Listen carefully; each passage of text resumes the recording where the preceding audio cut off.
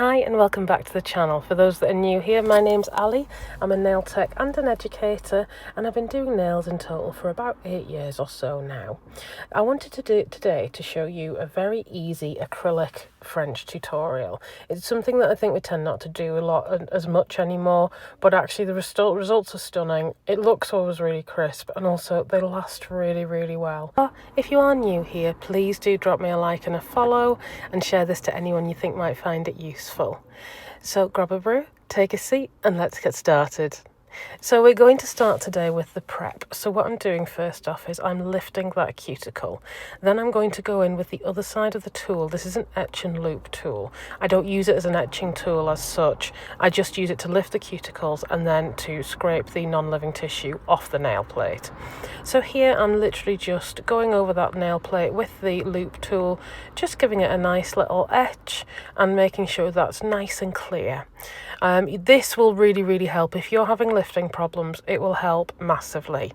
It looks as well, I always think when you're doing this it looks like it's pretty aggressive, but actually it's not. You're literally just grabbing hold of that non-living tissue and pulling it down. You're not digging into the nail, you're literally just kind of gliding it over the top. Also, if you can hear cars in the background, I'm in my car waiting to pick my dogs up from their groom, so they'll be all pretty and fresh smelling, fresh smelling, so I'm excited about that. But anyway, that's a side now. As if you're not new here, you'll know that happens a lot when I'm doing my voiceovers, so bear with me. So then you will try and make your powder dispenser work. This one's from Amazon. It is actually quite good. You just need to give it a bit of a shake sometimes and more will come out. There you go. I just find it gives the right amount of powder. It doesn't totally saturate the client. Now we're using the powder. It's a talc-free talc. I say talc-free talc because in the UK talc has been banned because I think there was asbestos in it or something. However, that's not been the case for a long time, so most of them will be talc-free, certainly if you're getting them in the UK. If not, if you're not in the UK, try and find a talc-free one. Now the reason we use this is it helps dehydrate the cuticles a little bit more. So if you have a client that's more prone to, that has maybe really wet sticky cuticles, it kind of helps dry them out a little bit, and it makes nipping a lot easier. So it means that you can actually see it and pick up that cuticle easier, but also it means that the E-file bit, so I'm using a flame bit, I think it's a fine bit, this one, literally just glides across the nail plate, and that's a lot to do with the powder. This particular bit that I'm using, I'm not sure where it's from, but I think from the red, I'm sure it's a fine bit. My client doesn't really need a great deal of etching or anything like that. Nails stay really well on her, and I find this is enough to get everything off the nail plate. What I do is I'm literally just going in forward down the left-hand side of the nail, then reverse down the right-hand side of the nail. So you'll see I go back here. And I keep brushing that cuticle, so I want to make sure I keep lifting it up, because sometimes they can shrink back. So then I go in with my cuticle scissors. These particular ones are from Stalex. I also really love the Katie Barnes ones. They're really gorgeous, and that's probably I really tend to only use Katie Barnes and Stalex stuff. Stalex is such a well-established brand. I just find that everything works beautifully and lasts really well. It's just made of really good quality stainless steel. Now I was being super careful, and I've gone in with more than one pass with the cuticle scissors because she's got really sensitive cuticles, and I didn't want to hurt or cut her or anything like that. So I'm just trying to get rid of all of that non-living tissue without actually, taking a chunk out of her or cutting her or making her bleed or anything. So I'm just being super careful. Ideally it'll come off in a wanna, but only really because it's super satisfying when it comes off in a wanna. If it takes a couple of little snips, as long as you're being careful, that's absolutely fine. So I will let you watch the prep, and then when I move on to the next step, I'll be back.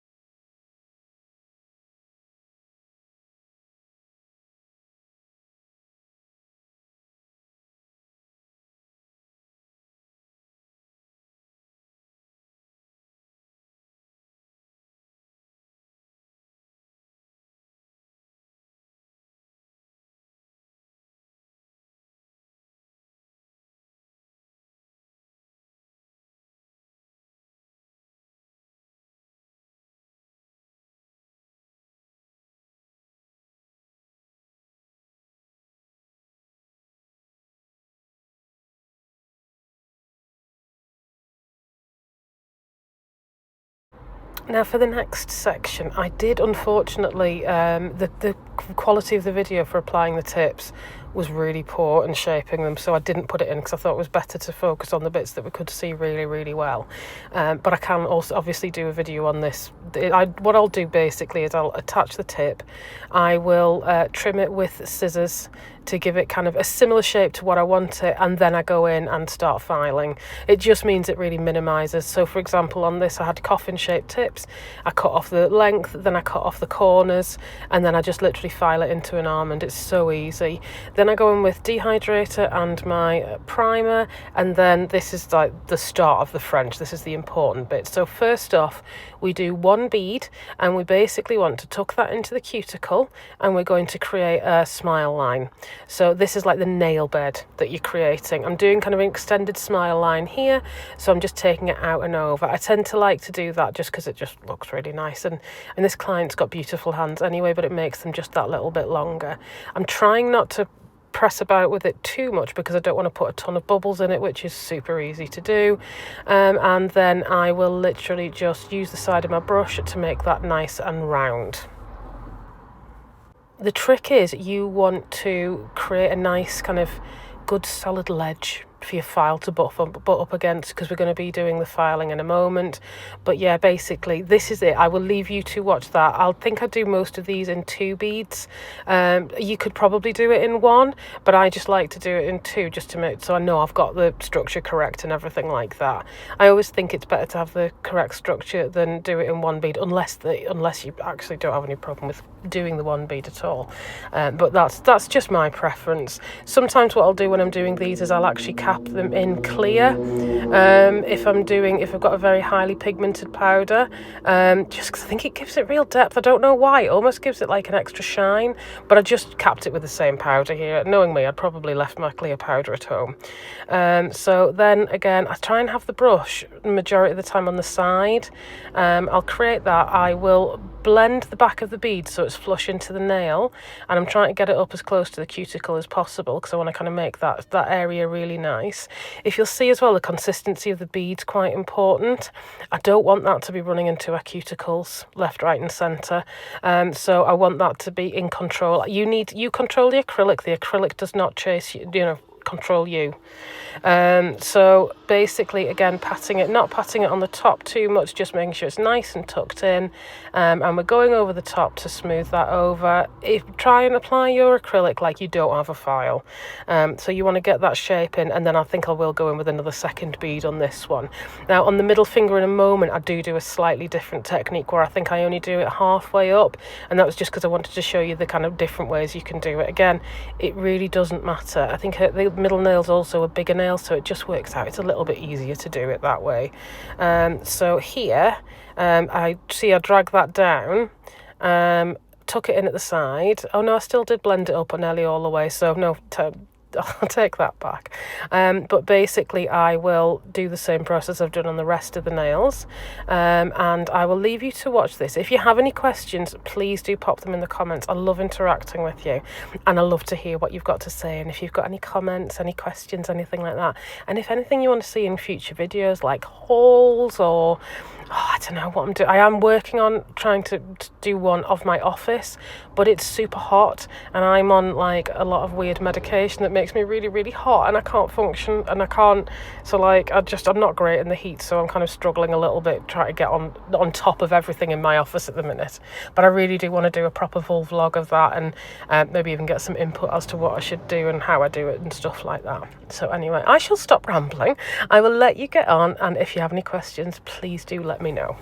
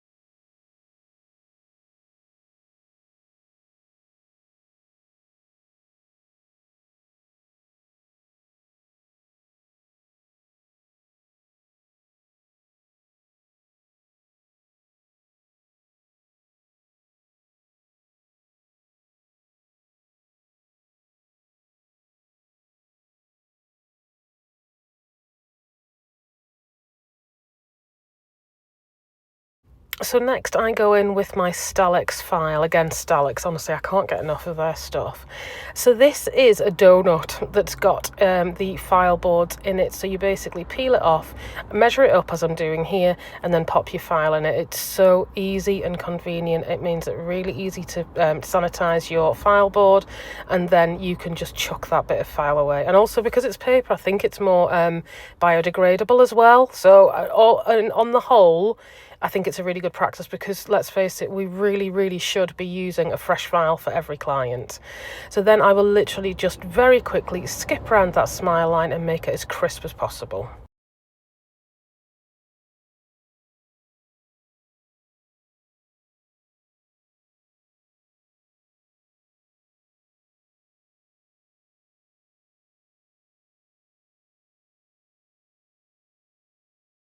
Once you've done all of that and you're happy with it, you're going to give it a really good cleanse. Sometimes I'll even do that with my acrylic brush. I'll just literally put a bit of monomer on my brush and wipe it off, and then I go in with my white. Remember, when you're working with white, it can be really, really sticky. It's very, very highly pigmented usually. I use CJP Snow White, and I find it by far and away the easiest one to use. It has no yellowing. I use it with the one monomer, and it just goes on an absolute treat. And I just find it really, really easy to work with. So I've always got that in my kit. If you are struggling with your white, you can also put a dash of clear in it, or get one that's specifically made. So like I think they do one called coconut milk, which is a slightly softer white. It's still really pretty, but it's got a bit more clear in it, and I think perhaps a touch of pink. So it's great for ombres, and it's really easy to use. There's different ways of doing this. Some people will wipe it backwards onto the bead, and I'll do both ways. It really depends on my mood in the moment, because I've been taught both ways. But basically I'll place it on the end and then either wipe it back, or I don't know whether I'm doing it in this one, but I'll kind of hear I'm teasing it up, because this is the first way I was taught. Or I'll put, you see how my brush is on there? I may sometimes put the bead on like that, so almost backwards. I'll place it on and then drag my brush back towards the cuticle. I hope that makes sense. But if not, or if you've got any questions, again, let me know in the comments. But basically, I'm just trying to get that in as much as possible, make sure it's super tucked in. This is going to probably look a little bit ugly and a little bit bulky at the beginning, but when you file, and it doesn't take long to file because we haven't put a ton of product on, it looks so beautiful and it's so worth it.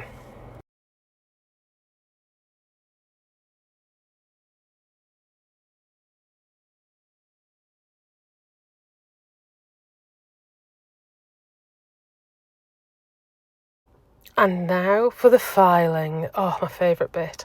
So here, we're literally just going to whiz over this. I use a fine bit for this. This is a 5-in-1, but it's like, I think goes medium at the bottom and then fine. And I just find it really, really nice to work with. Make sure your dust collector doesn't fall off the table, top tip. But then you want to basically go in and just file over the top of that, making it nice and crisp. And look how beautiful that smile line is. And also making sure there isn't a lot of bulk on the end, because we don't want the nail to break, because it's out of, it's not well balanced.